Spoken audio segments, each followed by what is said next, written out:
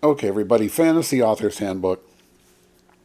I'm going to make this video and post it as this week's blog post. So we're going to do something a little bit different today. A video instead of a written blog post. I don't know why. I'm having a day. And sometimes on Tuesday I have a day. People have days. You have days, right? And still I always manage to kind of pull something together. So this is what we're doing. We're pulling something together for the blog slash vlog today, which is February 25th of 2025. In the midst of another Pacific Northwest windstorm that has made some boo-boos to Casa Le Phil. That was me speaking both not really Spanish or French and not even English. I don't know what I was saying. To my fence blew down. It's really windy. It's like 50-mile-an-hour gusts. Not even like, it was literally 50-mile-an-hour gusts.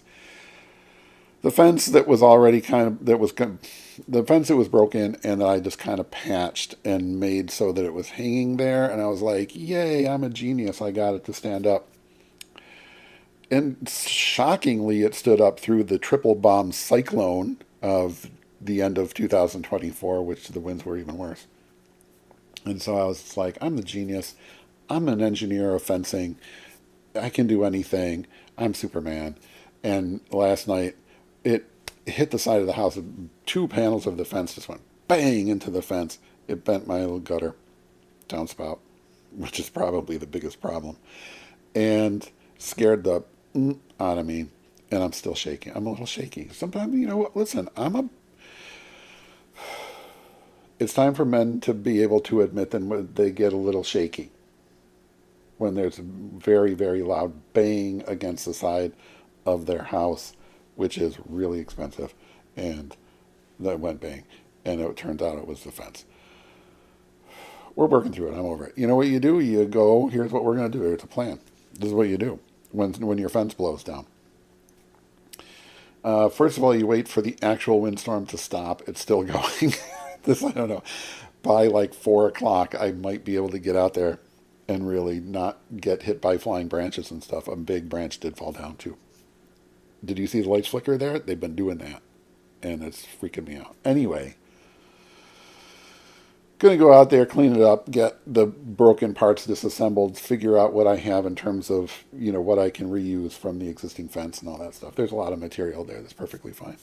And then form a plan, which is already in the, boom. And then order some materials. And when those materials arrive, when I have a full day, when my son is here and not at work, then we're just going to fix the fence. So there you go. But it's still, you get like, ooh, and then what do you do with that energy? And when you have slept an hour and a half, because then you have a dog who panics on, the sound of wind, and the fan over the oven goes like click, click, click, click, click. And it's like bang, pow, zoom out there. I mean, there's damage. So I'm just like, also, I'm on blackout alert because we lose power in less wind than this, and I don't know. I don't want to What do we knock on wood? What are the superstitions? How do you will like the worst public utility in the United States of America to not go down? There's power outages all around me. So we're just going to do, I don't know, what are we talking about? What does this have to do with writing fantasy, science fiction, and horror? He asks. Nothing. This is like, I don't know. I just feel like I needed to talk to someone.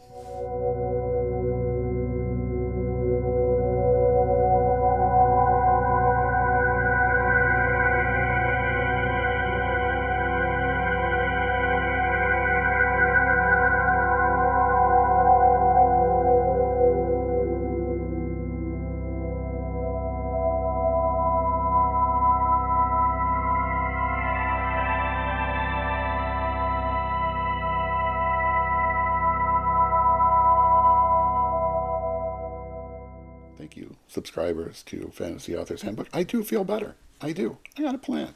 It's a, it's a broken fence. I'll fix it.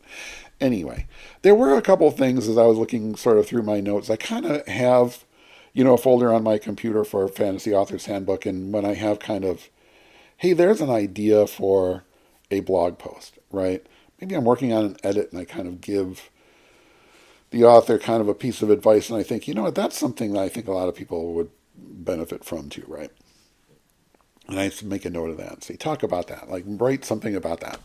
And lately I've been seeing, some YouTube videos and some other stuff online, a lot of like Blue Sky, authors on Blue Sky and stuff. And here you're going to have to forgive me, not because I'm still having palpitations, I'm palpitating. I'm fine. I try not to do this. I try not to be that guy, right? Where I'm going to start parsing words and being like, never say this and only say that, and trying to control your language. This is a problem that I think is happening way too often. People are trying to tell you how to talk to them and how to talk to somebody else, and you said this wrong and you need to, right? And I don't mean in that nonsensical, oh, I'm not politically correct kind of way. You know what I mean. I hope. But here's something that kind of bothers me. Where an author will say on whatever, social media, okay, now it's time for me to start editing my book. Right? And I don't know, is it the old man thing? I will admit to old man stuff. Is it just old editor stuff? I will admit to old editor stuff. But you cannot, here is Phil proclaiming this proclamation, you cannot edit your own novel. Okay? You cannot edit your own book. You cannot edit your own short story. That's just not... The word for what you're doing, you finished your novel, or you've gotten to the end of a rough draft, a first draft, whatever you want to call it. And you start to go, and you go back through there and you start to refine things, and you start to move sentences around, you start to move scenes around, you start to move chapters around, you eliminate characters, you do all of that stuff. What you're doing there is revision. You are revising your novel. When you send it to somebody like me, I edit your novel. Yes? And you absolutely can revise, and revise incredibly well. I often get books from authors that are, just recently, right, I've been reading one that is incredibly clean. And when an editor like me says clean, that doesn't mean content-wise. It means all the periods are in the right place, all the commas are in the right place, all the words are spelled correctly, the paragraph breaks are in the right place, quotation marks are used properly, and so on. That's clean text, right? So you can revise your novel to be more clean in terms of the text, and you can certainly revise your novel in terms of the pacing of it, characters, anything that you're sort of, I'm reading through this again and it just doesn't feel like it's working. Let me think about that and figure it out, try some stuff. Yes, right? Absolutely do that. And that is what we call the process of revision. You are revising. Then someone else will edit. You can hire me to do that. And then you take that edit and revise again based on that edit. Right? So a gripe, the kind of, obviously it doesn't matter. No one's fence is going to fall down if you use the wrong word. I'm not gatekeeping anybody. I'm not silencing anybody. Just call it whatever the heck you want. But let me get that off my chest, because I need some things off my chest, because today it feels like there's stuff on my chest. I'm not having a heart attack. I'm kidding. Anyway, I shouldn't say stuff like that. A guy who looks like me who starts like, oh, there's... You should, if you see this going, oh, just call 911, because it's happening. Anyway, is that all I want to talk about? Just the difference between revising and editing? Maybe. I don't know. What else do you want to talk about? because I've kind of the YouTube side of Fantasy Authors Handbook has really become just kind of a booktube channel, which is not, a bad thing.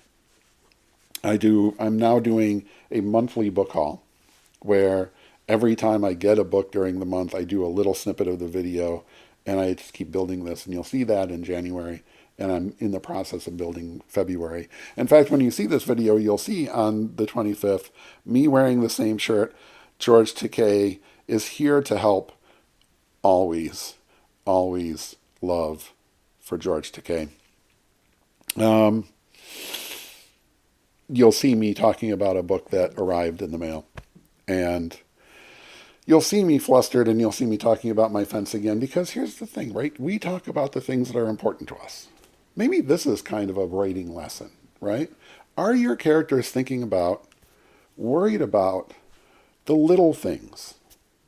Yes, I know, okay, we're writing a, epic fantasy novel, and the hero is sort of the chosen one who is going to, whatever, right, defeat the evil emperor and bring peace to the 49 kingdoms.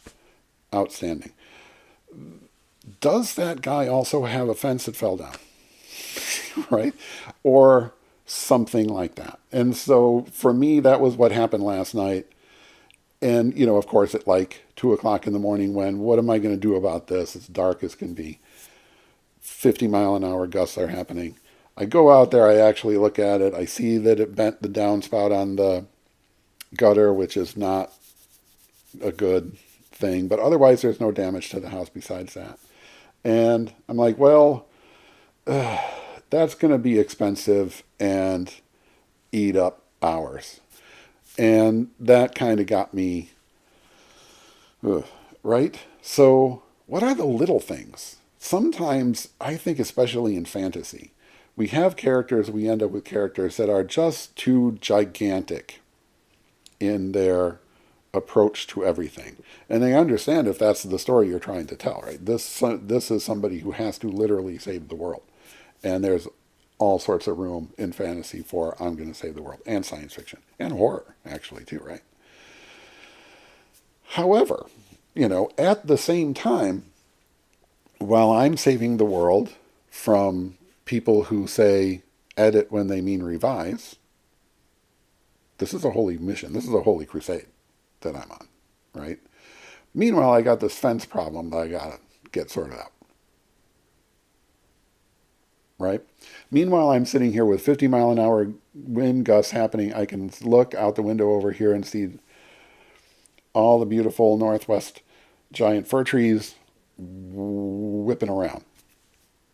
Is the power going to go out today? Does that mean that I lose the day's work, basically, right? Which is not good, right? Phil's got deadlines. Deadlines are happening. I'm a deadline-oriented guy. And losing another day, or hopefully not more than a day. 3 days, was it, for the bomb cyclone a few months ago? This is a big problem for me, right? So if the power goes out, or like when the power went out during that much bigger storm, that was something that interfered in my mission. No, my mission isn't to save the world, of course.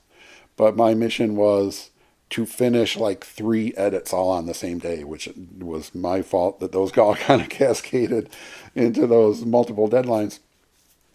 But I was working, I was doing a great job. The text, all 3 of those books, by the way, fantastic, which always helps. And so I'm just like a working madman and loving every second of it. When I say, oh, I got to go work, I got to go edit, that's not like, oh no, I have to, right? I have to rebuild my fence is like, ugh. Editing is like, yay, right? So I'm working, and then I'm interrupted and I'm told I can't do that. So is the chosen one who's going to save the world running into problems like that? Is it, and obviously you understand metaphorically my fence problem, right? Something interrupts that is mundane, that feels personal, right? I feel personally attacked by the wind. I mean, is this, are you my therapist? Is this what's happening? You know, I mean, but that's the kind of thing that as authors we need to think about, those weird emotional responses where a perfectly rational, normal person hears a big bang in the middle of the night, knowing, and in the midst of a windstorm, fears the worst, sees bad, and then makes that terrible, right? In my mind. And in my. Meanwhile, I got dog panicking. You know, I can hear my wife moving around upstairs. She heard it, shook the house. And now I've got to figure out, what do I do? What do I do? What do I do? And the control freak in me is now on my phone trying to, like, pricing lumber at 3:45 in the morning. This is this is not good. It's not healthy. So then I have to talk my way out of that and stuff like that. Are your characters going through stuff like that? Do they have that completely human, irrational ish kind of side that says, I'm on the mission to save the world and now I got to deal with this fence? And and does that then go, the power went out. So is this the end of the world? No. I mean, they're going to fix it. It's fine. What is that? You know, I mean, what, right? I'm not going to die of anything if there's no electricity for a day or a few hours or whatever. But this then gets attached to, but I have this other task that's now interrupting, and what's that going to do, and what's that going to mean, and can I get back on to speed on that, and how do I work around this? Do I have to go somewhere else? Right? So these are kind of the obstacles in the road or in the way of your hero, even to a gigantic end game. I'm going to save the world from the evil emperor as soon as I get this fence back up. And so all of a sudden the stress of I have to defeat the evil emperor starts to all of a sudden come up, and I keep grabbing my chest. I'm not having a heart attack. I will see everyone tomorrow. But it rises up in this level beyond, that's going to be a pain in the butt. Oh, man. Oh, well. Which is what it is. To, right, I'm having this panic attack. And you know, kind of scrambling around like, I've got to fix this right now. What do I do? Instead of just pausing for a second, which eventually I did, by the way, which is why I can coherently have this little one-sided conversation with you, because I did not have a heart attack. I did not have some kind of psychotic breakdown. You know? But, you know, because you can have conversations with yourself and say, it's some wood stuff fell down onto the thing, and then you go in with the drill, and right, and then the wood stuff is where it's supposed to be. I just heard something boom. I don't know if you picked that up on the microphone. Something fell down in the distance out there, and it made a big boom. The evil emperor, and I think you know who I'm talking about, did not make this windstorm. This was just something that happened. So on my epic quest to defeat the evil emperor, there was just a windstorm. And an inconvenience happened, which then in my, and I am the hero of this story, became like, right? This terrible thing that now becomes this kind of side quest that I've got to do, instead of going out to, you know, do what I have to do to defeat the evil emperor. But it's a human thing. Because I'm not the chosen one or the whoever, right? I'm an actual person, and if you want your characters to be actual people, and you want your characters to be actual people, y'all, I'm looking at the little green dot on my iPhone, which is you. I can see you in there. You want your characters to be human. Humans do this. humans have a minor inconvenience that in the moment gets blown up to this tragic, oh my God, oh no, what are we going to do? And sometimes it takes a minute for you to calm, right? Separate. There was a windstorm and the fence fell down from, I feel this, unbelievable stress and pressure to save the world from the evil emperor. And just calm down. Like, okay, this is just a thing that we're going to have to take Sunday to get sorted out.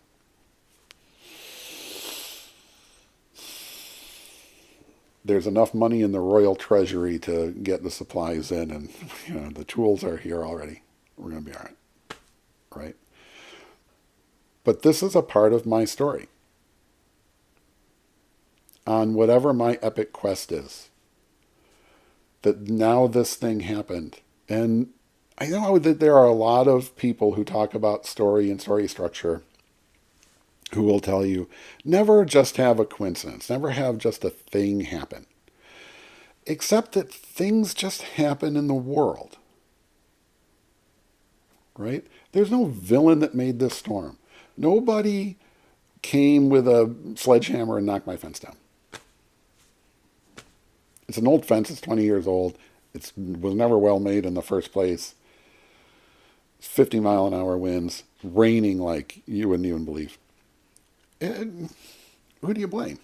It's literally an act of God? Well, kind of. I mean, it's, yes. But it was humans who built the fence badly. This human and another human who will remain nameless, because I think if I mentioned my son George's name, it would be indiscreet. Kinda sort of fixed it when it was leaning. So it was already in a weakened state. Yeah. Sometimes in your story, it's not the villain always doing the thing. And here's an example if you want an example of what not to do. And I love giving this book as an example of what not to do because it was a massive international bestseller. You may not remember it if you're, a much younger person. It's called The Da Vinci Code by Dan Brown. And this was back in the day where America wasn't banning 10,000 books a year. Let's talk about that. Let's put a pin in that one. And somebody high up in whatever archdiocese or whatever in the Catholic Church got a hold of that book or heard about it or whatever and said, don't read this, it's sacrilegious, it's bad. Well, I mean, it used to be before this became a thing that they're doing. Oh, they're trying to ban the book, which of course a, religious organization has no right to do. They were basically just saying, if you're a good, I don't know what he was saying. You'd have to go back in time to say that. But basically, if you're a good Catholic, don't read it. And so, of course, the first thing everybody does is like, why, what? Again, in that period of time which no longer exists in the here and now, where it never occurred to anyone to try to ban books. So when somebody tried to, it was like, why, what's that? And it would immediately boost your sales. Now it can't because there's too many. But anyway, huge bestseller, Dan Brown, The Da Vinci Code. You may have seen the Tom Hanks movie. It's just as bad as that. And, I'm working in publishing at the time. I'm like, I need to read this and see like what all the hullabaloo is about. Right? It's not a fantasy novel. It was supposed to be this kind of conspiracy thriller. The very old story of what if Jesus had kids and the Merovingian bloodline and all that stuff that has been told and told and told and told and told a bazillion times. So it didn't even start with an original premise. But through that book, it was following this scholar guy, and one of his colleagues is murdered and the body is placed in the Louvre in some kind of weird kind of tableau and identifies him in some way. I'm doing this from memory. I don't know if you know the book. It doesn't really matter. But he shows up in connection with this murder, and then whoever killed this other guy and orchestrated this thing then set up this very kind of poorly crafted video game series of puzzles that somehow forced our hero into running from the police, running from all of these different people, running from the people who mysteriously killed a mysterious guy in mysterious circumstances for mysterious reasons. And his job is to go from puzzle to puzzle and solve it, which might be a story, except that this guy knows all of the puzzles immediately. Just goes like, oh, it's the Fibonacci sequence, boom, boom, boom, boom, pow, and he's done. And then he goes to the next one. Yep, got it, done. Yep, okay, no problem, done. Oh no, we have to jump out of a window into a truck for some reason, done. And it just keeps going like this until it gets to the end where I don't know if I can even spoil it because I don't remember. It was just guy being pushed from plot point to plot point to plot point to plot point to plot point, and every single one of those he was just kind of like, yeah, I know, okay, this one's going to be really hard. Yeah, it's 7. It just kept going like that, and I kept waiting for why, right? Why? Because he was not a human. And the book was a giant bestseller because I think people were kind of like trying to figure out why it was so bad, or why it was, not the book was so bad, but why, it was bad in terms of like sacrilegious or heretical or something. Or they were, kind of, there are people who like puzzles and were kind of caught up in that. People who are coming at it from a certain religious background were kind of like, ooh, this whole story about, Jesus had children and founded this dynasty or something. It's like, okay. That's going to trigger stuff for you. And, and then there's just the giant variable, which is you never know what people are going to like. So here you have a book that any editor, anybody like me will tell you, never do any of the stuff that this guy's doing. Right? And yet, huge bestseller for reasons that I don't know that, there's this list of reasons I don't know why, right? Different for every single person. Still, during that whole process, this guy never really came across as anyone other than an expert in the puzzles that he was solving. And then he got to the end and was kind of like, I think he was basically kind of like, yeah, I guess. At no point in that book do I remember his fence blowing down, metaphorically, right? It was just, this guy is murdered, there's this weird tableau, he's somehow involved, it's on, go. 1, 2, 3, 4, 5, 6, 7, 8, 9, 10, done. And there's no human there. There's an expert there. There is an active participant there. But the why of it just felt like, I don't know, because. This is what we're trying to avoid, right?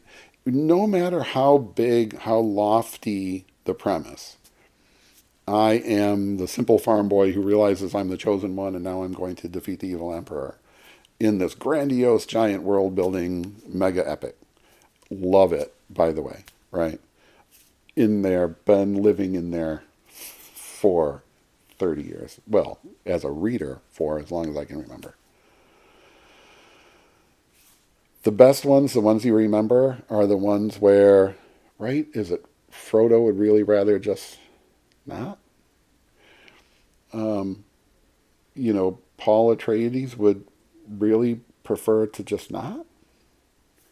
And inside of his story, there's Paul's story, right? There's setbacks. There's sort of things that happen to him personally. There's embarrassing, weird etiquette stuff with the Fremen. There's all sorts of things going on inside that. Beyond just, I must have my revenge against Baron Harkonnen and the Emperor. That's the big thing. Along the way, there's little things and weird things. Like, what are you trying to tell me about who I am? These dreams are just dreams, right? Or are they not dreams? I don't even know. And he's dealing with stuff. And so sometimes little things get to be like, oh no, little things get to be big things. And that provides some perspective. That touches back with this character isn't the cardboard cutout. He isn't the expert going from puzzle to puzzle to puzzle. He, she, it, they are a living, complex human who sometimes has moments of distraction, right? Doubt, frustration, fear, stress, you know? And then also, hey, look, positive emotions, right? Is there a time where, okay, along the way we're camping and then, you know, eventually you can't just be like, and right now, what am I doing exactly to defeat the evil emperor? I don't know, man. It's where I just like killed some rabbits. Do you want to have some food? You know, right? And so, is there some camaraderie that goes along that? And again, the best stories you see that all along. You see that through Game of Thrones, right? Relationships change and morph, and people come in and out and around each other because they're actually behaving like people. Yeah. So is that how I got to this? I was kind of just done at random. Metaphorically, at what point in your story does the hero's fence blow down in a storm? And that's what he has to deal with this week, while also working on defeating the evil emperor. I guess somehow or another, that has been Fantasy Author's Handbook for Tuesday, February 25th of 2025. I'll see you next Tuesday.